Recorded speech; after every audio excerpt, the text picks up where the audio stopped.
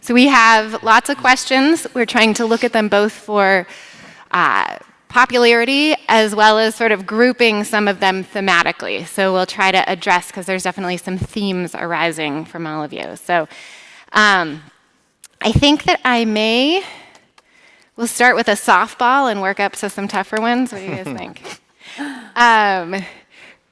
Kristen, maybe you'd be willing to start for us. All right.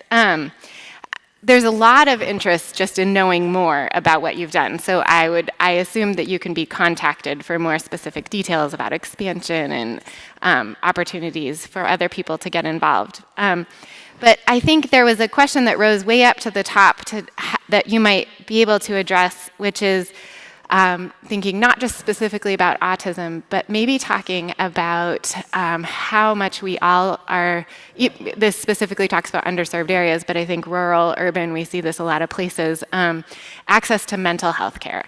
And if you could talk a bit sort of more broadly about the ways that your understanding of use of telehealth could be useful in that setting and for those reasons. Absolutely. So thanks for those questions. Specifically about Echo Autism, we have a great website, so echoautism.org. All you gotta do is remember Echo Autism, and then you can get the rest of that. And I'm always interested in talking to people about either being a part of Echo Autism or teaching you how to use it in your own area.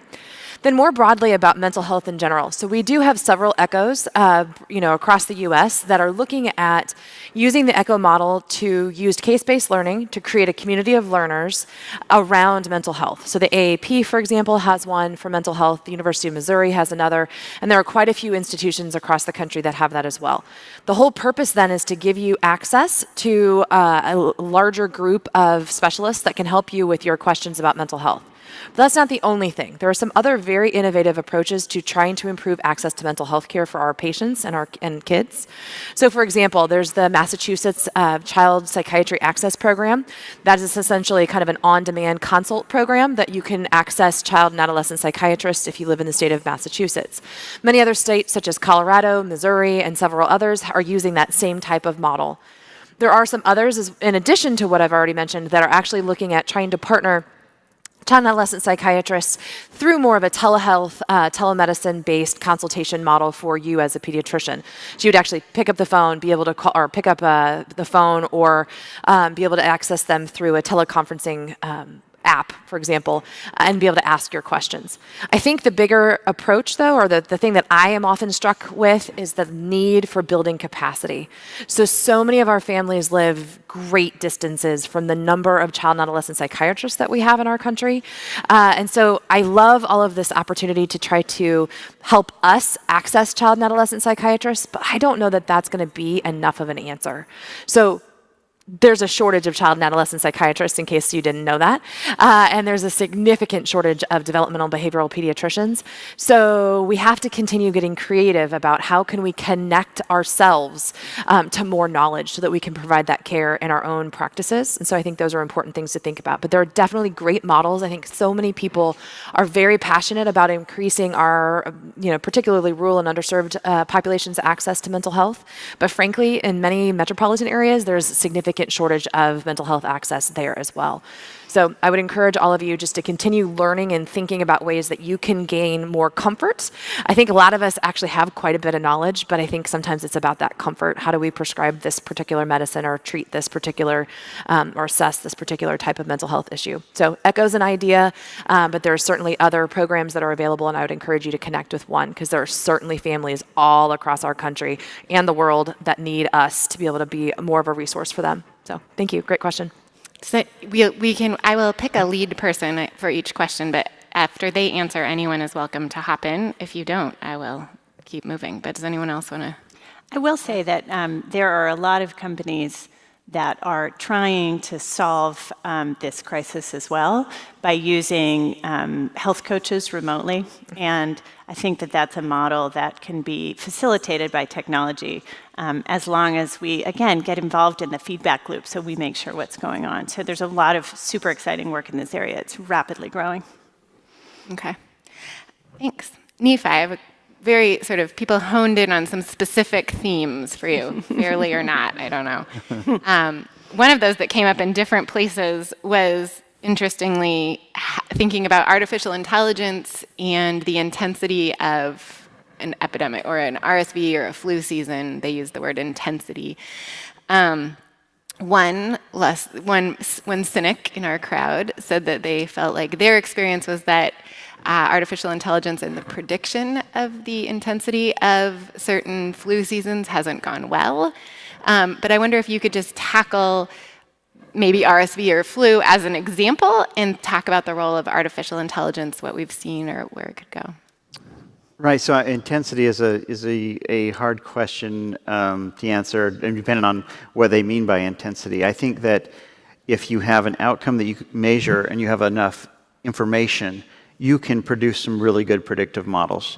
And so, for example, if you're looking at, if we're talking about intensity in the patient, I think that there are ways you can measure a lot of biological factors related to the patient to determine potentially the impact of RSV in the patient.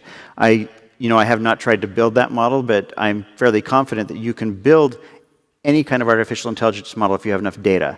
The key is having enough data and having enough outcomes to compare it to.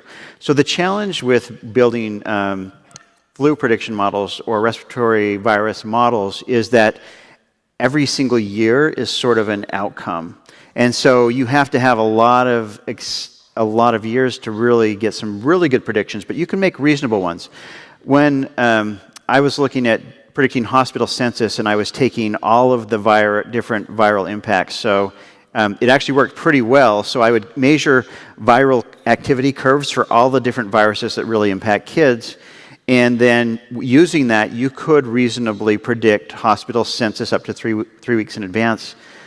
The challenge is you have years that throw, like with the H1N1, you have certain viruses where you have this huge amount of activity, and then you also have a lot of people, as things get more publicity, they start doing more searches, and they come more into clinic, and so you can have years that kind of throw off your whole prediction model, just because of the activity of people or the media coverage, actually. So some of those things are hard to tease out, but I think if you have enough data, and you have enough outcomes, you can make really good models. And there's a lot of data out there that needs to be taken advantage of. All right, Chris. Ready? Okay. I have two tough ones for you. Oh. Tough 1A or tough 1B? Dad's hat. Go ahead. All right. How would you respond to the pediatrician who commented that the pediatric literature shows us, the pediatric literature, the data that we read, shows a correlation between excess screen use and things like ADHD, behavioral disorders, obesity, depression. And so it's an example, I think, of when and there's many of these, but when our sort of professional information runs counter to the popular cultural demands. How do you, as a busy father, want that to be handled by your pediatrician? Wow. So that is a tough question. Raise your hand so we could It maybe helped him get a a little drink later. Raise your hand. Listen, I mean, I have 3 kids, and some of the other concerns I have is when you layer certain games that they're playing on top of all of this. And so I'm a realist, and I'm also highly practical. In fact, in my career, I've always kind of wanted to be more of a practical type of person than a theorist. And so here's the reality. The reality is that not only are our children, but we are depending on all types of devices, both presently and in the future as they evolve, to get information. I think that the overall paradigm shift happened not because of the different devices and how we receive them, but because of what those devices did for us that far surpassed any other relationship we had with retrieval of information. Access to things we care about, ability to communicate. and break down geographical boundaries. The ability, and then as it evolved, and if we could just, when I speak on technology issues and I put the technology hat on, not the dad, I always encourage everyone to become device agnostic. Forget the device. It's available, it's there, there's different operating systems, among other things. But the reason why it's important to become device agnostic is because it's not about the device, it's about the power of what's powering that device. And so, getting back to the main point, which is, should I be relying on my pediatrician? I guess I kind of see it as a partnership. I kind of see it as, quite honestly, in reflecting in my my communication with everybody this morning, it's one of the most important individuals in my wife and my life is access. You're just saying that because he's here. No, and I don't only mean my pediatrician, but access to information. Listen, access to information and the ability to make really good decisions for my kids at all times, as close to real time as possible, even when my pediatrician is sleeping. And I'll close by saying that I have a very good relationship with Alexa. I would just make a shout out. I think 2 Peds 21 ago, the topic was communication and media, and there was a digital media plan that was launched that you can utilize and have parents and use that collaborative effort. It's on healthychildren.org. I think it's a great way to kind of plan that out so that we're having the discussion and that shared decision making together. So a shout out to a former Peds 21, but a great resource, I think, for pediatricians and for parents to utilize to plan out their digital and media use. Yeah. I was going to say, I think there are a lot of dangers with media use and devices that parents are not aware of. I think even myself, as a technology person, was caught off guard a little bit. And I would sit there and I'd walk in and my 3 or 4-year-old would be sitting there watching these videos, and I'm thinking, how on earth are they even finding these? Well, I didn't even know it, but they just pushed the little button, that speech button, and they would say, "Find me funny dog videos," right? And they were finding things that they wanted. And I walked in once, and just before my daughter was going to bed, and I noticed she had the iPad, and I'm like, "What are you watching?" And she said, "I'm watching a mom have a baby." And I'm like, "What?" And she says, "Oh, no, don't worry. She's just holding the baby in her arms. It's so cute." And he says, "It's not when it comes out of her you-know-what." And I'm like, but they have access to all of these things, and you don't even think about it. And even the potential threats of other people that trying to contact your children and teach or communicate with them. I think there has to be someone that plays that role of educating parents about how to manage devices and the dangers that are there. 2 quick things. Number 1, we know who submitted the question.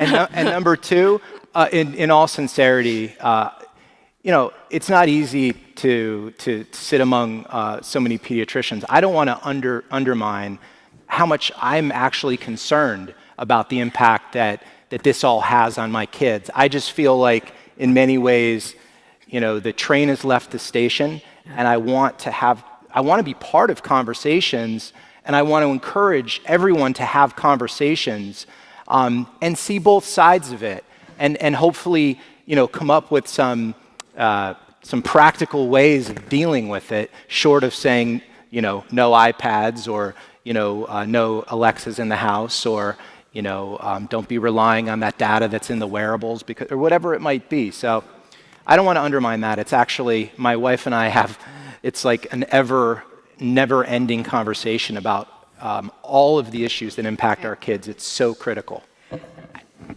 I'm going to regret this.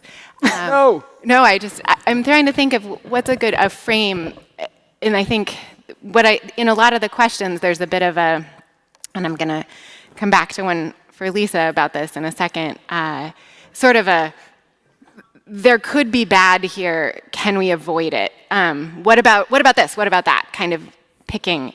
And I'm struck by maybe an example of when vehicles emerged, when automobiles emerged, and patients could bring their automobiles and see us, but yes, there were dangers. And at some point you start saying, even though you could get in a wreck, I'd prefer you wear, I'd like to tell you about seatbelts, car seats, I'd like to advocate for the right types of regulations on vehicles. I'd like to, and you take that role rather than just saying, I don't like this, I won't engage in it. And I wonder if we have to, at what point do we shift from, there could be bad there, we won't go, to, it appears this is part of how humans connect to each other. What's our role in A, being present in that environment, and B, finding a way to not just say don't do it, but to figure out what are the car seats and the safety belts and the laws that we need. So, all right, social media. Lisa, you're ready.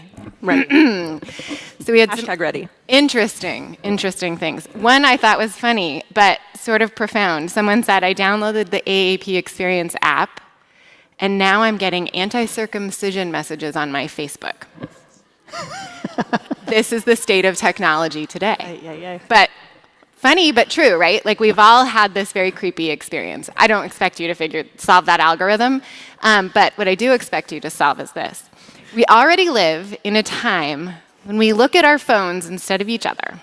Is there a concern with this focus? And this could go beyond social media. We could certainly tackle this with telemedicine as well. That this is going to worsen the epidemic of social isolation. Using wearables and the internet, I'll add social media, telemedicine, to manage our health instead of seeing an actual physician. I think it's a good question. I certainly have been the recipient of that and other causes on social media, speaking out. I think anytime I ever give a talk about social media, someone always brings up the potential negative. I think they bring it up about technology. I think for me, it's what we do in medicine. You know, I'm Med-Peds trained, so I have a lot of risk-benefit discussions with people of all ages. And so I think, could there be risks of engaging on this platform? Certainly, people who do it ill-advised, or maybe they don't take certain care, they could get themselves into trouble. However, if you utilize it the way that could be of benefit to promote messages for health, for public health, for advocacy, to educate the public, to connect, I really think it can be a powerful tool to collaborate with others. And I really don't think it's going away. So we can ignore an outbreak in our community. It doesn't necessarily mean it's going to go away if we don't intervene. And so I think when it comes to the space of social media or technology in general, it's here to stay. And so there's other people that are on it. The group that you mentioned, there's other groups that are out there. I think there's some other talks this session of NCE that's going to talk about some communication strategies that you can utilize. I always stick to science and defend science, and as a pediatrician, that's what I feel I'm supposed to do in my clinical practice, is promote evidence-based medicine, and so I do the same on social media. I try to educate, whether it's expressing why health policy should be based on evidence-based science, and whether or not, whatever the issue is of the day, if there's an outbreak, or, educating individuals that it's important to get their flu shot, and this is why. I think that we have to weigh the risks and benefits, and in my personal opinion, and what I've seen just throughout my journey, is that social media and technology is only going to grow, and we can be behind the curve, or we can be leading in that space, and we have to educate ourselves and learn.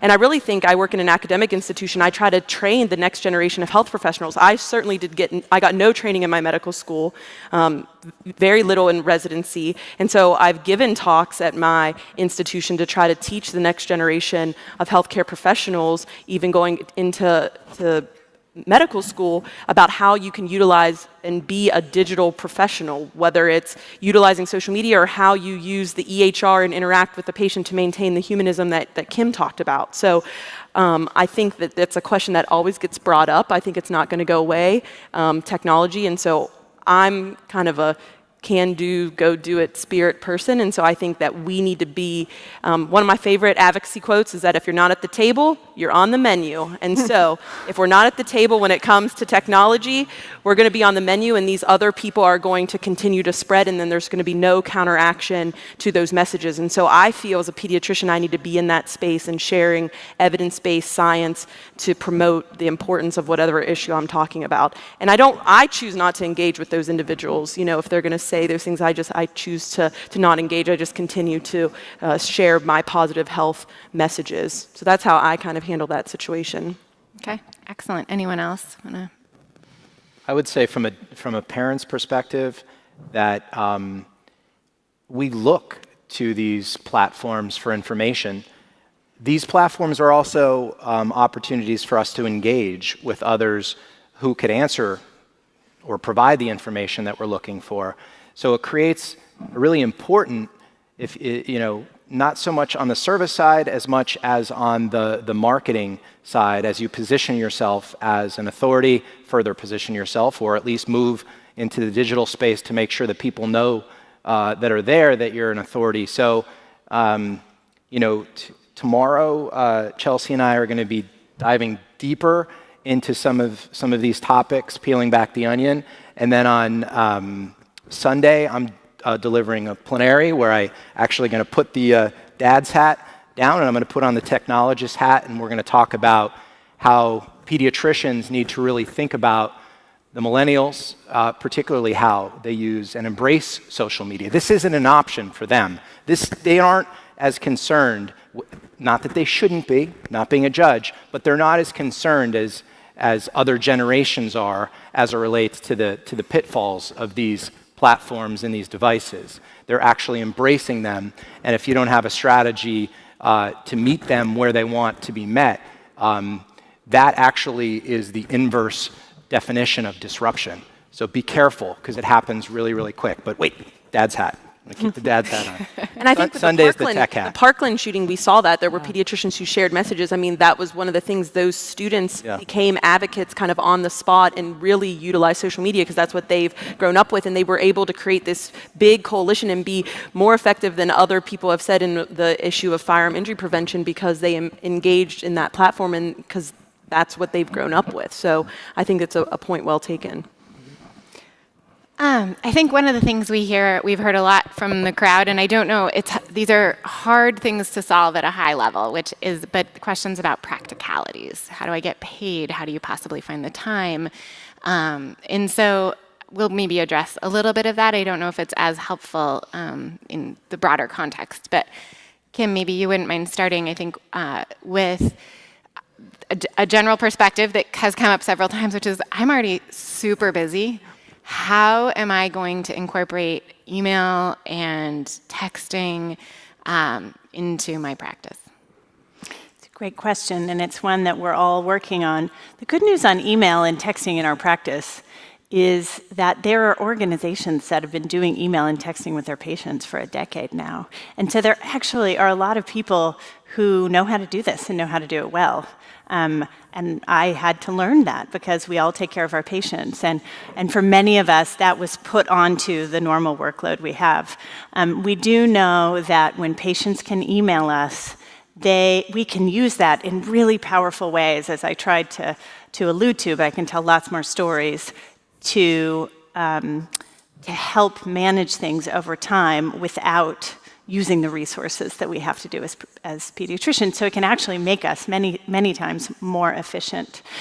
And when there's a lower barrier to reaching out to us, our patients will do that. And so sometimes, as I said, it will be the case of extra communications from the worried well that might have, with a day or two or the difficulty of waiting on a long phone call to get to us, they might have gone away.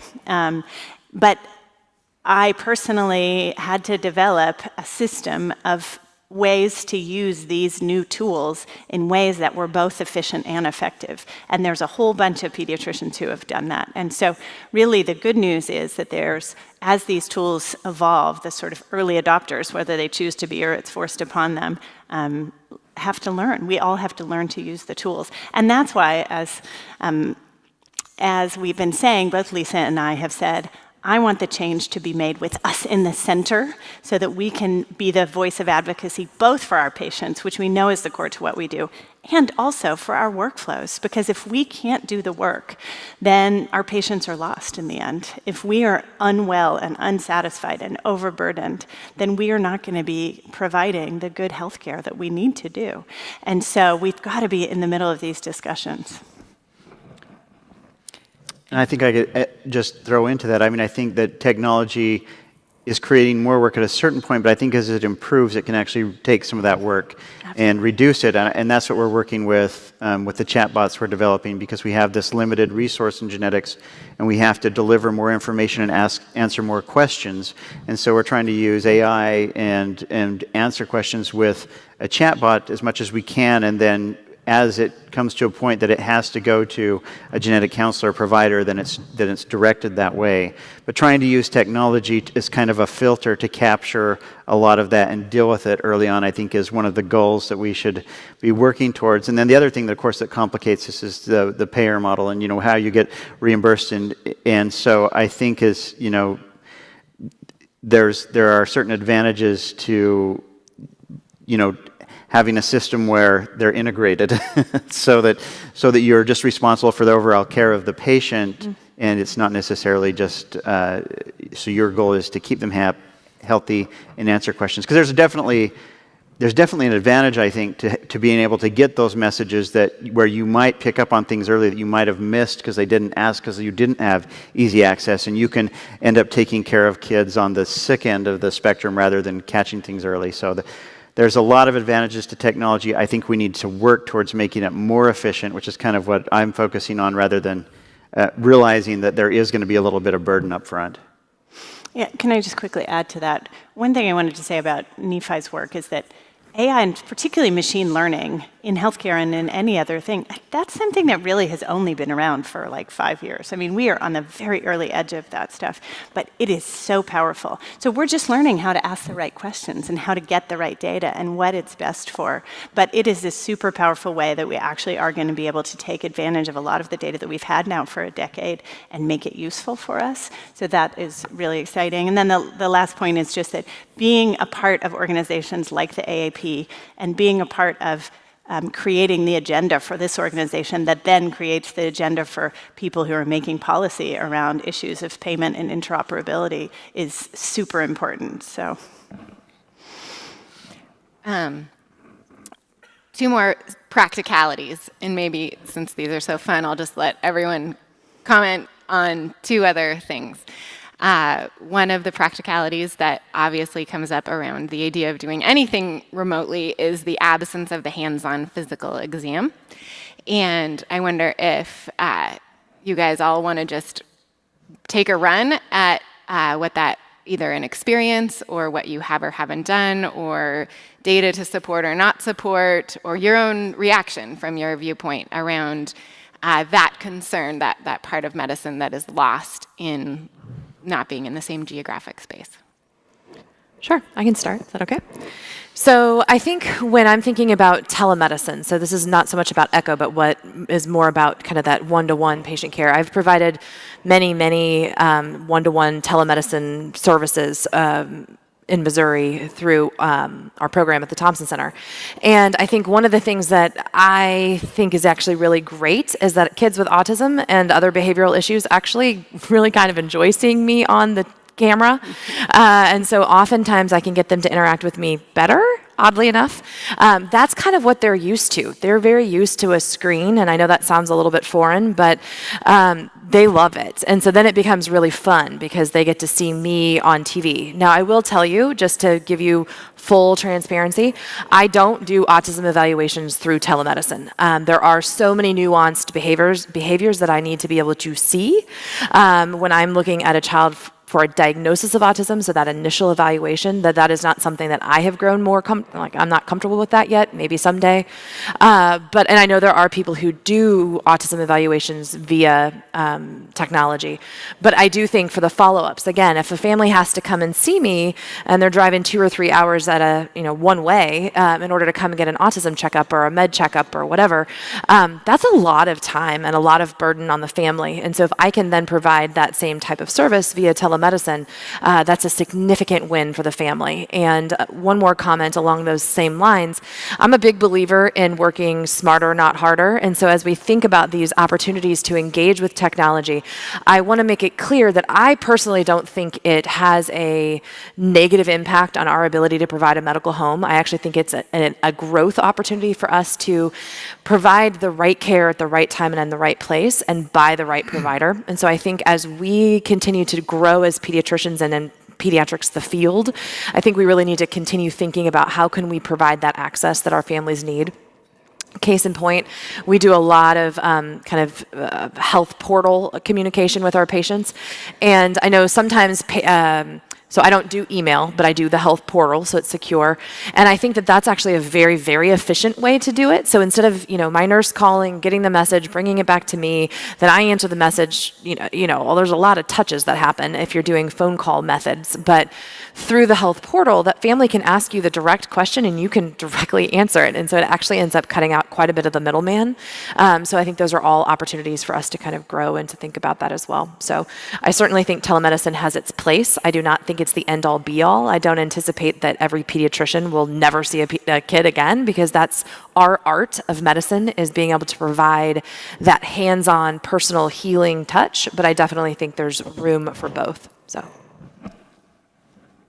Anyone else? I have a perspective on this that's probably not well shared at this point, but I think that there are some things that computers can do better than humans. And I think that we need to start, one of the things that really frustrated me, and I made a statement after this happened, I was in my first year of residency, then I went in and I listened to a murmur, and I described it, and the attending says, oh, well, that's not what it was this. And then I was thinking, man, I'm certain that I heard this. And then I watched 3 other specialists, because this is a complicated kid, go in, and they all described it completely differently.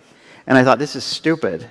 This is, why are we, medicine is so subjective when we have actually machines that can define these things so much better. And I feel like that a lot of the things that we do on exam, depending on how detailed they are, we actually can capture them or do it better with machines. And I feel like that's where it will go in the future. And so I think there will be less of an aspect. One of the things that I've argued for is, for exome sequencing clinics is, like, I want to see the patient after they've had their genetic testing, because all I'm going to do is I'm going to see the patient, I'm going to say, you need an exome sequence, send them back, then they're going to come back and I'm going to, look at them again. Why can't I have that information first and then kind of know what to look for when I'm examining the patient? It saves them time, it's overall more effective for the system. And so I'm not advocating, I don't think that physical exams are worthless by any means, but I'm looking towards that more objective measure with new technology of how we can assess patients more accurately, because computers can do that really well. Machines are really good at that.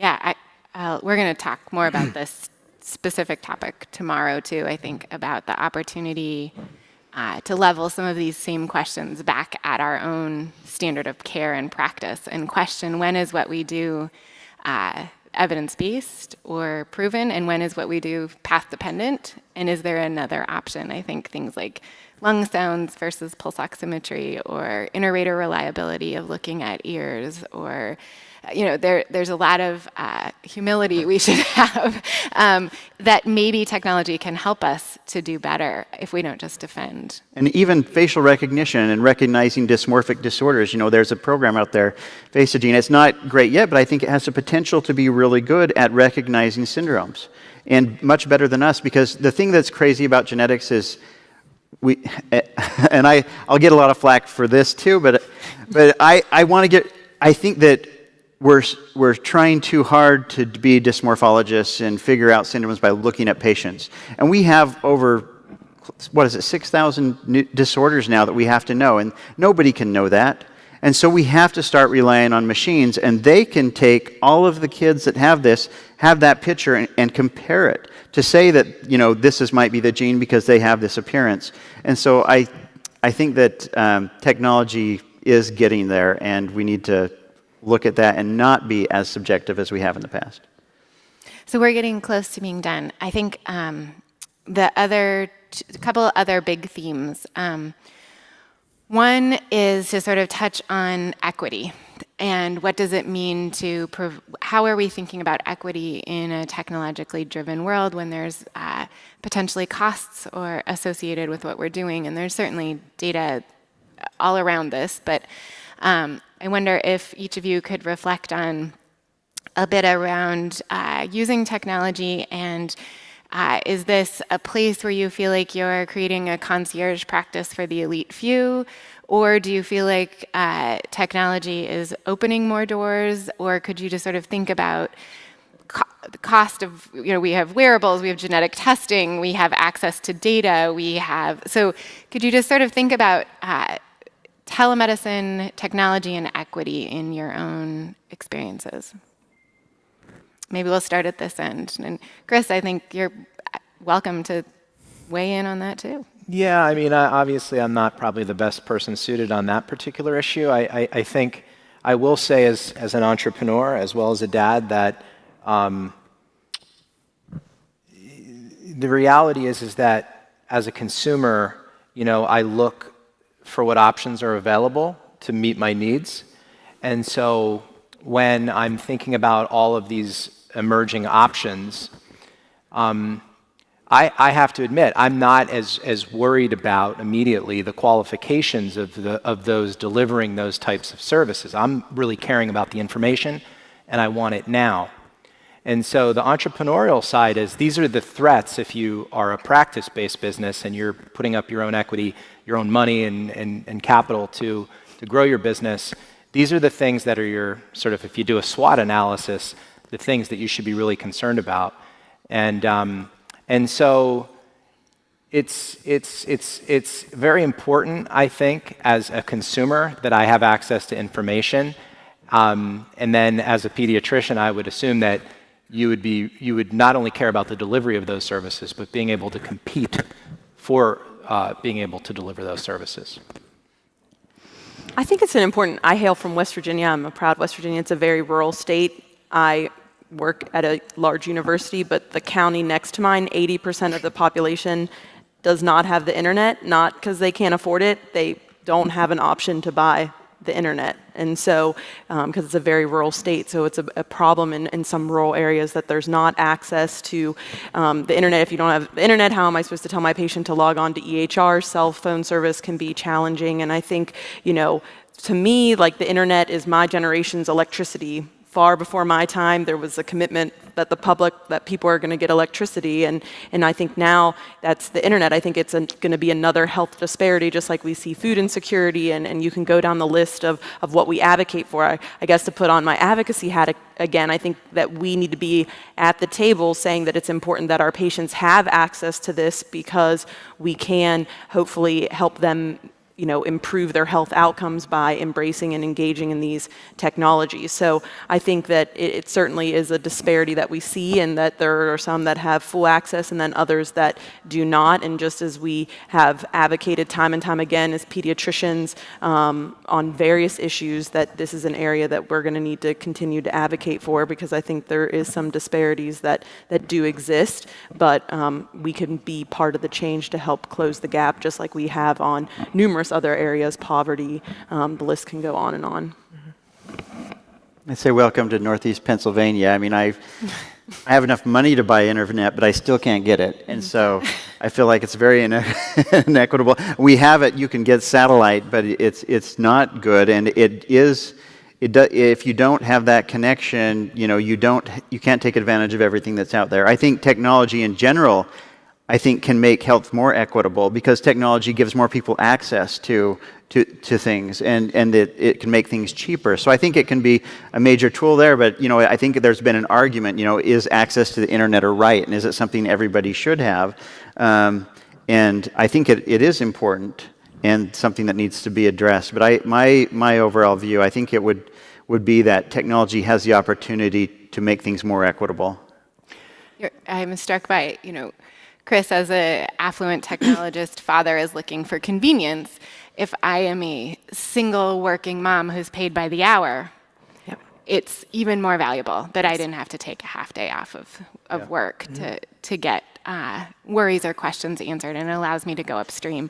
So I do think you guys raised all those great thoughts about what is the sort of foundation that our country has for people to access the internet. I think the data on smartphones actually doesn't break down on traditional racial or socioeconomic lines, but data access does. So it's a nice, complicated question, but all of those pieces play into it. So we are 3 minutes out from the closing. I think we will just stop there unless anyone has a compelling final closing statement they didn't get to talk about, or anything they'd like to say? I just want to give a shout out to the incredible American Academy of Pediatrics staff that helped put this on. There's a lot of people behind the scenes that make this happen, just like they do, and so many other ways. So I think we have incredible staff across the board, and so it's been a fun opportunity to participate in, and just want to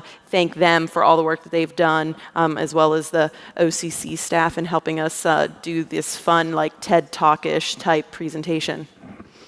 And this is a big leap. It's really changed the format of doing this, and I think it's always good to have feedback about how this format works for everyone here, so please do give feedback. Yeah, so we're going to wrap up. There is an opportunity to provide feedback via the app. You could also use the old-fashioned version and walk right up to someone if you'd like. A lot of the questions and the thoughts here, I think, go into some details, some practicalities, some questions about evidence.